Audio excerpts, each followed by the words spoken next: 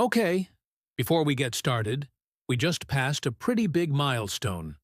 And while it's not nearly as big as some others, it still means a lot to me personally.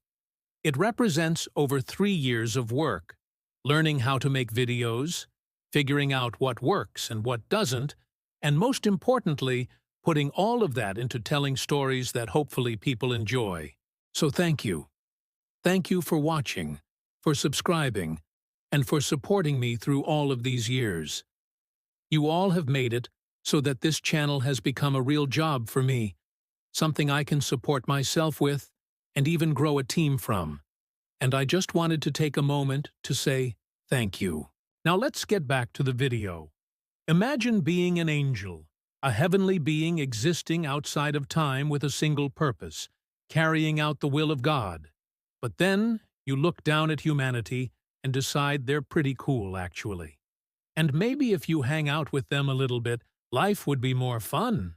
Yeah, that's probably fine. Definitely not a problem. Oh, no, no, no. In fact, that's a great idea. Just don't tell God. Well, it's too late because he already knows. And that's where things go very poorly for the angels known as the Watchers.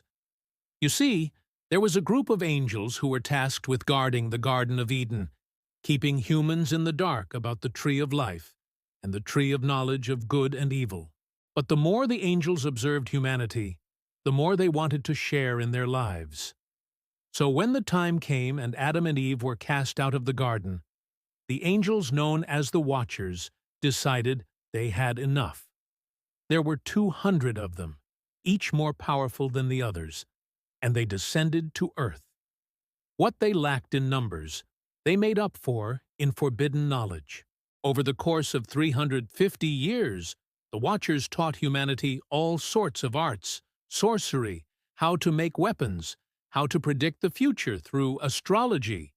It was an age of enlightenment, but only because the Watchers were showing humans how to think for themselves, which was strictly forbidden. The humans were meant to stay innocent and weak. By giving them power, the Watchers were breaking heaven's laws, and damnation awaited. But they didn't care. They reveled in their newfound freedom. They walked the earth, experienced life, and did some pretty wild stuff. They also took wives, which might sound weird considering angels don't really have genders. But the Watchers were not just any angels. They were fallen angels, cast out for their transgressions, but still possessing unimaginable power and beauty. And it wasn't just regular humans they took as lovers. We're talking daughters of the First Order, like King Lamech's daughter named Adamah, whom the Watcher Azazel took as his wife and bore him a son, a giant named Era, whose brothers would become the Nephilim.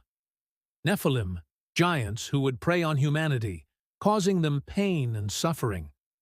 But by this point, the Watchers had gotten away with everything. Why wouldn't they? At least that's what they thought, until God spoke. He unleashed the wrath of heaven, binding the Watchers in chains made of darkness until their judgment. Some would live on as demons, forever banished from the presence of the Lord. The rest would be imprisoned until the end of days. That's the story of the Watchers as told in the Book of Enoch, an ancient text considered non-canonical by most Christians. But that doesn't mean it isn't true, or that the story didn't spread far and wide. Across the world, the Greeks believed that the gods mated with mortals, producing giants who were then killed by Zeus. In Mesopotamia, the Anunnaki, a pantheon of gods, came down from the heavens and shamed humanity through the act of creation. And in Native American cultures, there are many stories of powerful spirits possessing women and bringing both great gifts and great curses to the tribes. These beings were often punished by the Great Spirit for their arrogance, cast out to wander the earth until they could find peace. Now, here's the thing. People tend to repeat stories that are familiar to them. I could tell you a story that's never been told before, and chances are you won't repeat it. But if I tell you a story that's similar to ones you've heard before, it'll feel more relatable and authentic.